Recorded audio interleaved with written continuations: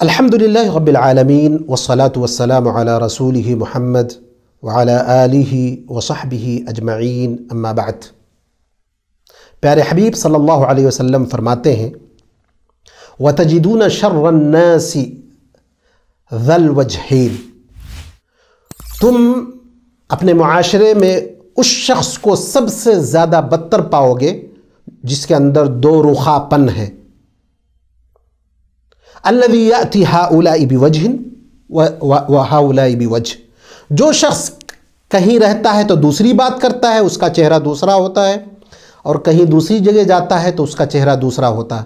مطلب یہ ہے کہ اس کی کئی شکلیں ہیں، اس کے کئی عادات ہیں، وہ اپنے ایک ایمانداری پر، دیانتداری پر، حق گوئی پر نہیں جمع رہتا، اور یہی صفت قرآن کریم میں منافقوں کی بیان کی گئی ہے۔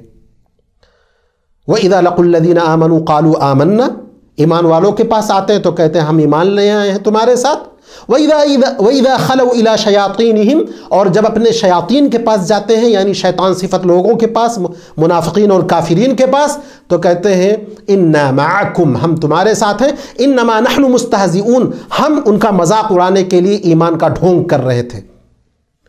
تو دو رخا پن جو ہے وہ کئی چیزوں میں ہو سکتا ہے۔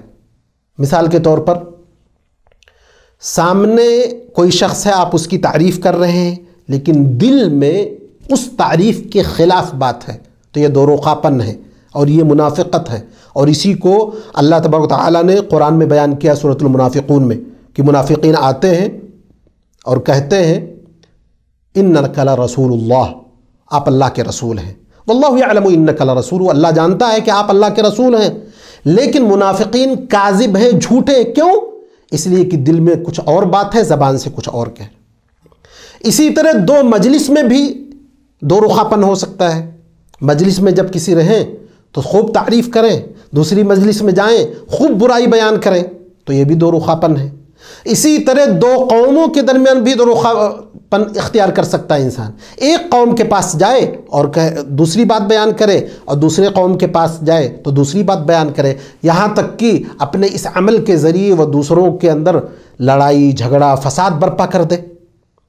تو یہ دو رخا پن جو ہے یہ منافقت ہے، یہ جھوٹ سے بھی بڑی بات ہے کہ اس سے فساد فی الارض پیدا ہوتا ہے، اور سامنے والا آدمی بزدلی کا شکار ہو جاتا ہے۔ اللہ ہمیں معاف کرے، ہم میں سے ہر شخص کے سامنے یہ موقع ضرور آتا ہے کہ وہ دو رخا پن اختیار کر سکتا ہے، اور اگر وہ اختیار کر لیتا ہے تو وہاں جا کر وہ فتنے میں مبتلا ہو جاتا ہے، اور اپنے آپ کو اگر بچا لے تو واقعی وہ حقیقتاً ایمان والا بندہ ہے۔ یہاں پر ایک چیز کی وضاحت ضروری ہے، دو رخا پن اور کسی کی تکریم یا اپنے اخلاق کا مظاہرہ کرنا، یہ دونوں میں فرق ہے۔ اس کو ایک مثال سے سمجھیں۔